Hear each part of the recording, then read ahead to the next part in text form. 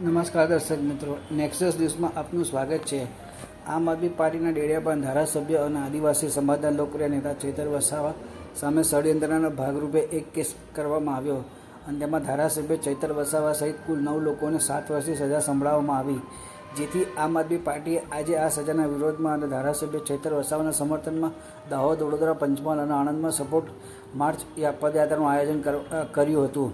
તમામ જગ્યાએ આમ આદમી પાર્ટીના પ્રદેશના પદાધિકારીઓ, સ્થાનિક હોદ્દેદારો સહિત ખૂબ જ મોટી સંખ્યામાં કાર્યકર્તાઓ ઉપસ્થિત રહ્યા હતા અને ધારાસભ્ય ચૈતર વસાવાના સમર્થનમાં પદયાત્રા યોજી હતી અને નારા લગાવ્યા હતા। ઉલ્લેખનીય છે કે આદિવાસી સમાજ માટે લડત લડનારા, જંગલ જમીનની રક્ષા કરવા માટે લડત લડનારા તથા ગુજરાતના યુવાનો માટે અવાજ ઉઠાવનારા આદિવાસી સમાજના લોકપ્રિય ધારાસભ્ય ચૈતર વસાવાના ષડયંત્રના ભાગરૂપે કાયદાનો દુરુપયોગ કરીને જેલમાં મોકલવામાં આવ્યા છે।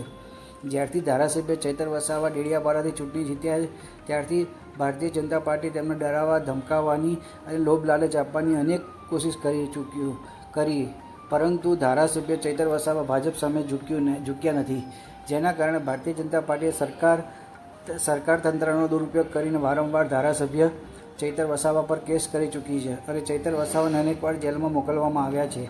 ભારતીય જનતા પાર્ટી સરકાર ષડયંત્ર રચીને ચૈતર વસાવાના ધારાસભ્ય પદ પરથી દૂર કરવા માગતી હોય એવું સ્પષ્ટપણે દેખાઈ રહ્યું છે, કારણ કે ચૈતર વસાવા સડકથી લઈને વિધાનસભા સુધી આદિવાસી સમાજ સહિત સમગ્ર ગુજરાતના લોકો માટે અવાજ ઉઠાવે છે અને ભારતીય જનતા પાર્ટીનો અસલી ચહેરો લોકો સમક્ષ લાવે છે, જેના કારણે ધારાસભ્ય ચૈતર વસાવા ભારતીય જનતા પાર્ટીની આંખની કાણાની જેમ ખૂંચતા હતા।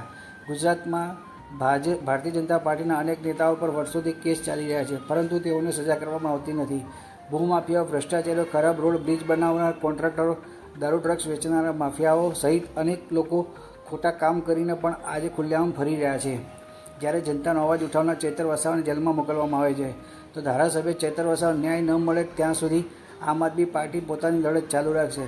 દર્શક મિત્રો, આ અંગે આપના શું મંતવ્ય છે તમને કોમેન્ટ બોક્સમાં જરૂરથી લખીને જણાવશો।